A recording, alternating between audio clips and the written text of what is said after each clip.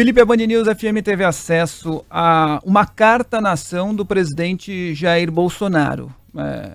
Quem teve acesso a essa carta em primeira mão foi nosso apresentador Eduardo Oineg, apresentador do Band News no Meio do Dia, apresentador também do Jornal da Band.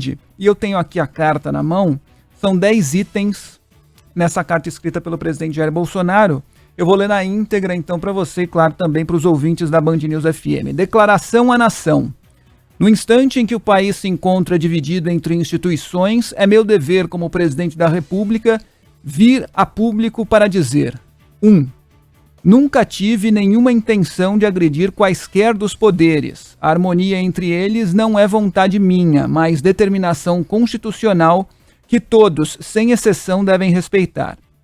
Sei que boa parte dessas divergências decorrem de conflitos de entendimento acerca das decisões adotadas pelo ministro Alexandre de Moraes no âmbito do inquérito das fake news. Mas na vida pública, as pessoas que exercem o poder não têm o direito de esticar a corda a ponto de prejudicar a vida dos brasileiros e sua economia. Por isso, quero declarar que minhas palavras, por vezes contundentes, decorreram do calor do momento e dos embates que sempre visaram o bem comum. Em que pese em suas qualidades como jurista e professor, existem naturais divergências em algumas decisões do ministro Alexandre de Moraes. Sendo assim, essas questões devem ser resolvidas por medidas judiciais que serão tomadas de forma a assegurar a observância dos direitos e garantias fundamentais previstos no artigo 5º da Constituição Federal. Reitero meu respeito pelas instituições da República, forças motoras que ajudam a governar o país. Democracia é isso: executivo, legislativo e judiciário trabalhando juntos em favor do povo e todos respeitando a Constituição. Sempre estive disposto a manter diálogo permanente com os demais poderes, pela manutenção da harmonia e independência entre eles. Finalmente, já no 10º destaque, no 10º parágrafo, quero registrar e agradecer o extraordinário apoio do povo brasileiro com quem alinho meus princípios e valores e conduzo os destinos do nosso Brasil. Deus, pátria, família, Jair Bolsonaro. Nesse instante, inclusive, essa carta acaba de ser publicada no Diário Oficial. Uma sucessão de mentiras e uma prova de covardia do presidente que não assume na prática aquilo que ele faz e aquilo que ele insufla. Ele insufla e quando ele não consegue atingir os seus objetivos de intimidar os demais poderes ou de causar uma invasão indevida que foi tentada na véspera do 7 de setembro à noite em Brasília. Aí, pressionado pelas forças parlamentares, pelos tribunais superiores, pelos índices negativos da economia no Brasil, ele fala assim: não, eu nunca quis isso. Foi no calor do momento. É a velha desculpa.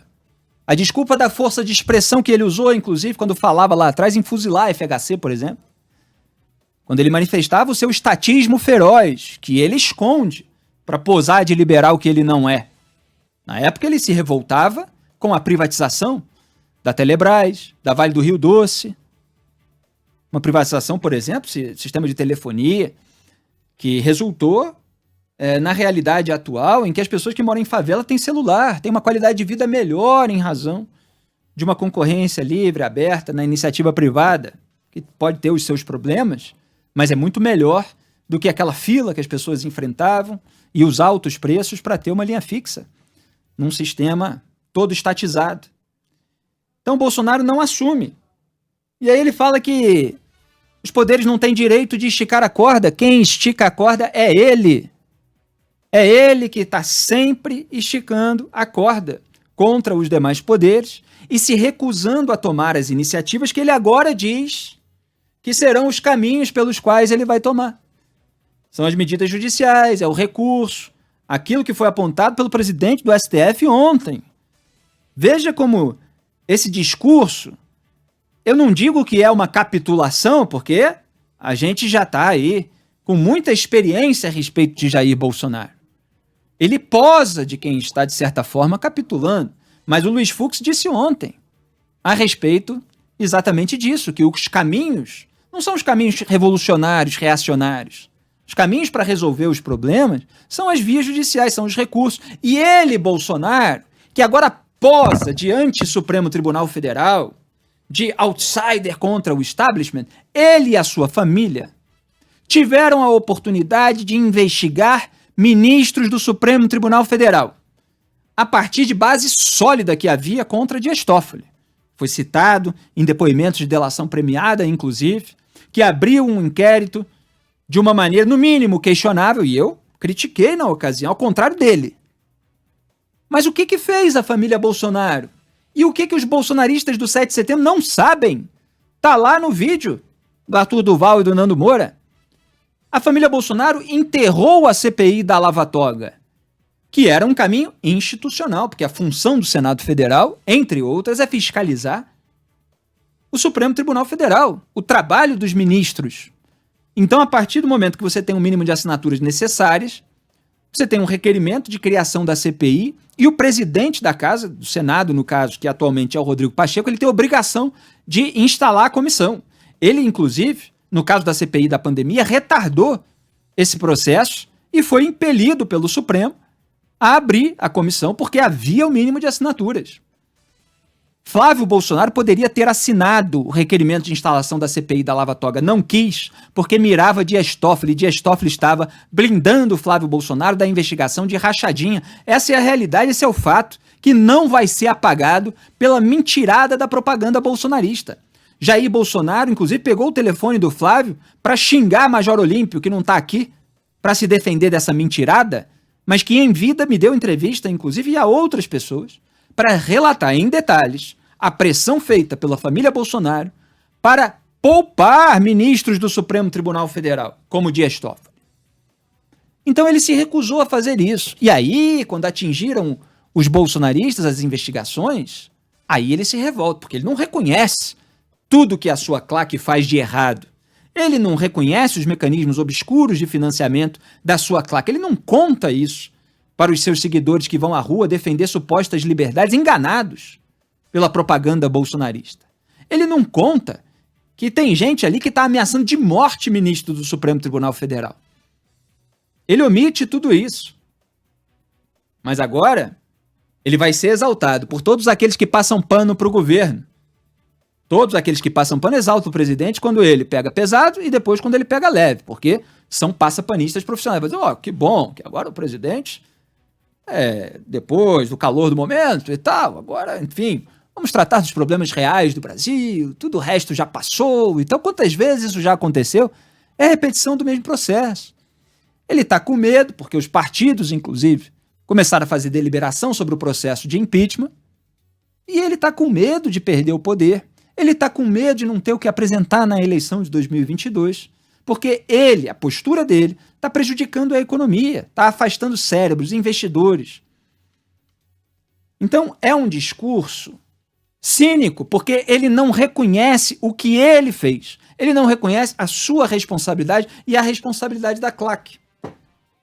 E aí ele fala que tudo visou o bem comum. Que bem comum é esse com golpe de Estado que estava sendo insuflado? Tudo é divergência em relação a morais. Olha só a maneira de manifestar divergência. Com ofensa, com mentira, com ameaça. Aí ele reiterou o respeito. Que respeito que ele nunca demonstrou. A não ser nos bastidores, nas articulações internas das quais os bolsonaristas, como está provado nos vídeos, não têm conhecimento. Toma cafezinho com Gilmar Mendes, que sentou em cima do recurso do MP do Rio contra o foro privilegiado do Flávio. Essa parte a claque não mostra, mas aqui esse programa é sobre a primeira realidade. E aí ele fala lá que está disposto a manter diálogo permanente com os poderes. A verdade é que ele não conseguiu intimidar os outros poderes. Ele não conseguiu amedrontar os outros poderes. A resposta do presidente do STF, Luiz Fux, foi firme. A resposta do presidente do TSE, Luiz Roberto Barroso, foi firme.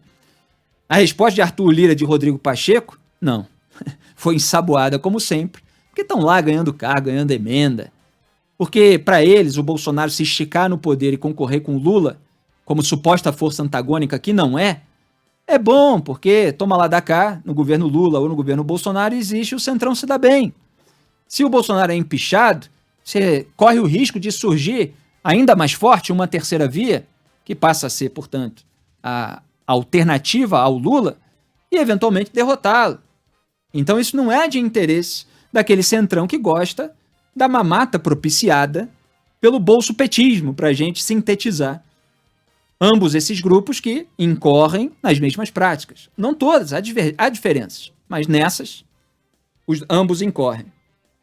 E aí ele fala que quer agradecer o apoio e tal, por gente que está alinhada a ele, sempre numa linguagem genérica, rasteira, com omissão de todos os fatos e, principalmente, sem assumir a responsabilidade por aquilo que ele faz, tentando minimizar, passar pano para as suas próprias declarações, para as suas próprias atitudes, mas está acuado, está isolado, e essa declaração é sintoma disso, é um exemplo disso. Agora, não quer dizer que ele vai fazer as coisas da maneira como ele está dizendo, porque muitas vezes ele diz uma coisa e depois ele faz outra completamente diferente. Aliás, ele está aí ilustrando aquilo que o Barroso falou.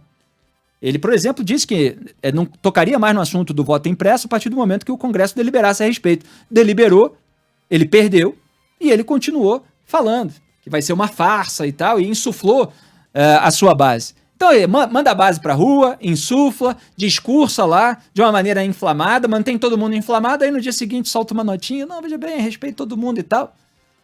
Isso é coisa de gente falsa, isso é coisa de gente cínica, é bom que se diga com todas as letras.